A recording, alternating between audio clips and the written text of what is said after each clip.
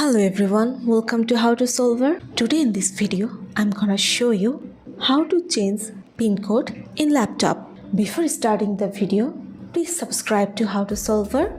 So let's go. So first of all, you have to go to the search bar and search for sign.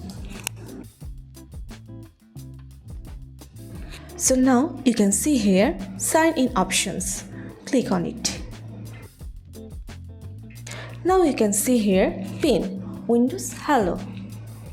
Simply press on it. And now you can see here two options, change PIN and remove. If you want to remove your PIN code, then click on remove. And if you want to change your PIN code, then click on change. So now you have to type here your old PIN code. And now you have to type here your new PIN code. And now you have to rewrite your new PIN code. And now you have to click on OK. So this is how you can change your PIN code in laptop. So guys, that's it. You can do this.